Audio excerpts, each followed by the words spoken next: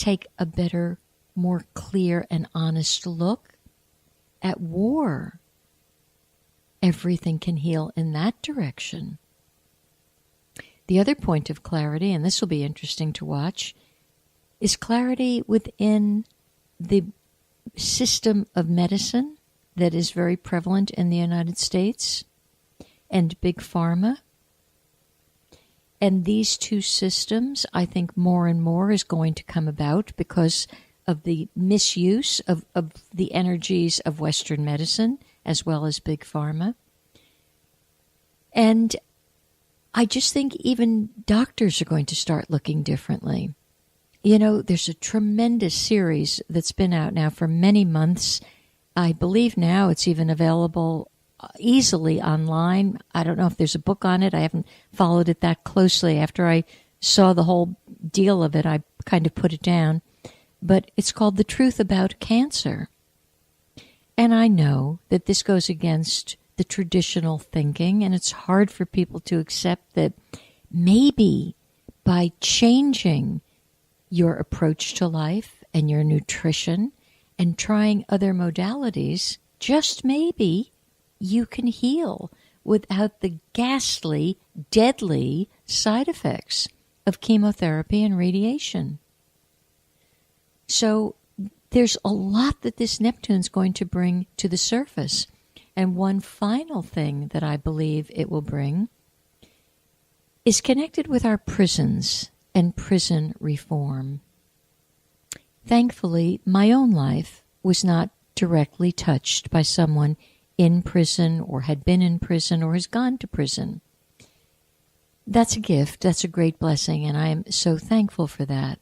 But it didn't make me immune to learning about it and wondering about it and having empathy for not only the conditions, but the reasoning why some people have been imprisoned for the smallest infractions. And perhaps if they had been born at a different time, or a different color, or a different race, or a different town, they wouldn't be locked away for 20, 30, 40, a lifetime of years. It's time for that whole system to be revamped. I know there's some people in there that have done probably some terrible things. I have had terrible things done to myself. And at the time thought, that person should be in prison. Thankfully, I let that go, and I just went about my life.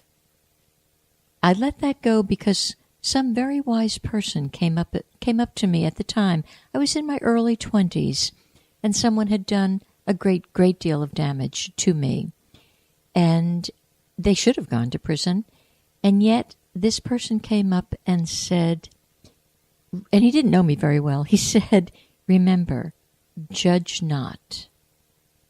God will judge. That instant, I put it down. About 9 or 10 years later, I had an actual phone call from the person who did me so much harm, apologizing. Certainly he was sorry. I didn't have to do a thing. His whole family had been completely destroyed. And it was pretty remarkable to see that really in the long run, just find that presence within and everything else is absolutely A-okay. So that's some of the Neptune stuff. And the next thing that's happening is, this is actually happening on December 1st, so it's beginning now. The energy is beginning to shift, and I've become very aware of when energies are beginning to shift. It means the week can be a little tumultuous and unsettled, and you might feel as if you're walking in a house of mirrors. I will tell you, be careful of where you're walking, be present, and that sense of imbalance, or maybe you've had just a little one too many cocktail. Something's happening within our infrastructure. So what's happening on December 1st is Chiron, or some people pronounce it Chiron, who is the wounded warrior, is also going right. And the wounded warrior is in Pisces. Pisces is the hidden house. It's the house of hidden. It's the house of drugs. It's the house of institutions and prisons. So you see, these two energies are very, very connected at this time. The wounded warrior that's in you, that wounded warrior, again, through the Chiron energy, needs loving. It needs loving. You know, last week I wasn't actually on the air live simply because I was in no condition to get to the studio. I had taken a fall, and it was a bad fall. But it showed me a lot, and I'm very thankful that, indeed, I'm in one piece. At the time, I kind of wondered how many pieces, parts were out there. But it brought up even more emotional healing. And for me to take a look at, what am I addicted to? How did I generate this dreadful situation? And it brought up a sense of sadness. And as the days wore on, the sadness became more and more intense. Yes, my body was hurting. I understand that. I'm a big girl. I'm not a whiner. And so I can deal with that. And as someone invested in the healing arts for all of her adult life, I knew the drill. I knew what to do. And I did it, and I did it well. But the sadness came because this was a situation that actually occurred on public property. And it occurred at someone's negligence, the school board's negligence. The entire school board did not have proper lighting at a place where I had to pick up a grandchild. And their lack of attention to safety really caused me a big, big problem. And I looked at that, and I have to tell you, at first I was angry. And then what kept coming back to me is, wait a minute, I'm part of the family of this community. I'm part of the family of man. These people are teaching my children and my grandchildren about life. And to this day, 2 weeks later, not one of these people have picked up the phone to simply say, we're thinking of you. Are you okay? Can I bring you a cup of tea? Nothing. What kind of families are we invested in here? What is this? And as my hurt wore on about that situation, I really had to understand that they're doing the best they can. But what further got my goat was they didn't call me.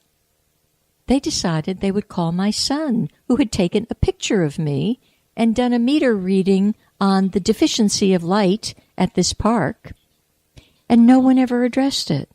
Still.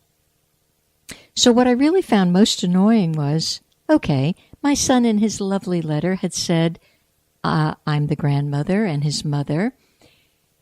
I don't know whether that just didn't register that alone deserved a little respect.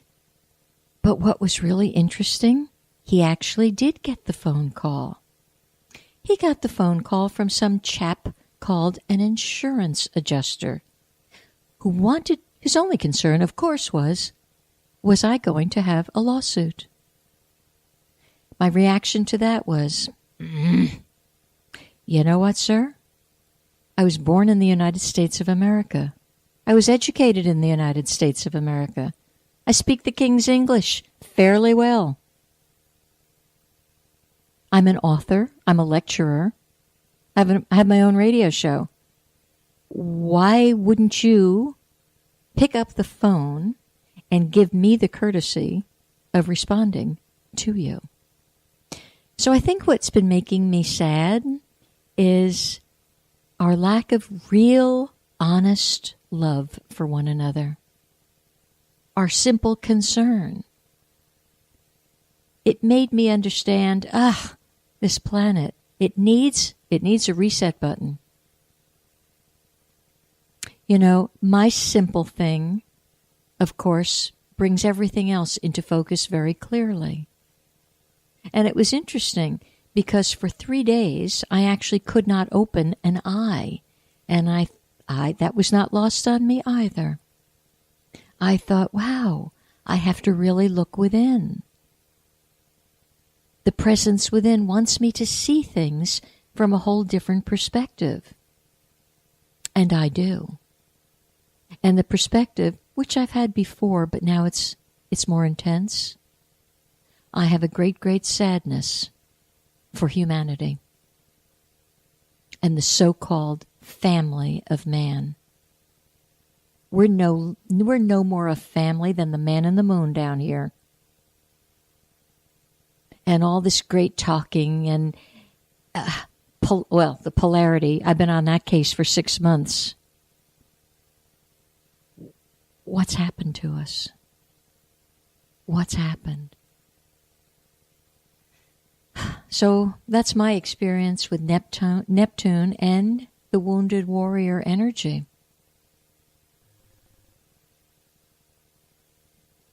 Okay. We've also something lovely happened yesterday. Although I don't think the Neptune energy and the Chiron energy is not lovely. I actually simply believe it's very powerful energy, and it's energy designed to have us take a better look at how are we running things? What are you really seeing? What are you seeing? And how are you embracing it? Or are you running from it?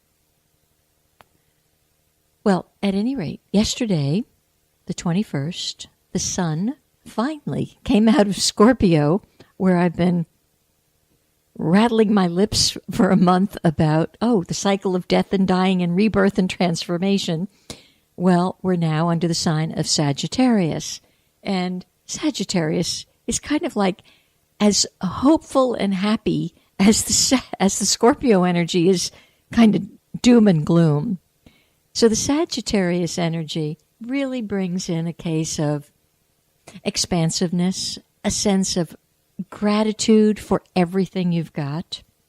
And isn't it interesting that here we are in a few more days going to have the American symbol of thanks, which is Thanksgiving, although that too has been dreadfully commercialized and bastardized, but be that as it may, do your best with coping with it.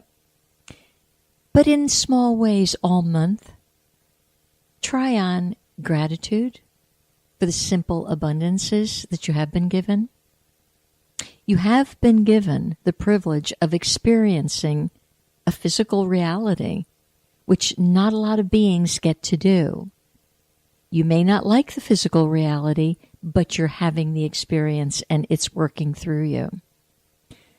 Be grateful, as in my case, I'm grateful that 10 days, 14 days after the fact, both my eyes are open and working. I'm grateful that nothing was broken. But these are personal things, but you each have personal things. Are you grateful for the breath that you took? Because perhaps someone this morning is no longer here and they're not taking a breath. Not in this dimension anyway. Are you grateful for your family, however dysfunctional it is? You know, as a counselor and healer and watcher for many years, I am hard-pressed to figure that there are many functional families out there. I believe we're all doing our best and we're all functioning as best we can. So perhaps in that respect, we are functional families as we're functioning. And the dysfunction is because people are no longer authentic and they're hurting. And they bottle things up that maybe shouldn't have been bottled up. So all of this you can be grateful for. You can be grateful for a happy life if you've had one. You can be grateful for a sad life. You can be grateful for romances that ran amok and romances that are thriving. You can be grateful that you have some food on the table today. So from the smallest things, gratitude the entire month is going to help you. I will give you this little heads up about Thursday. Not that I want to sow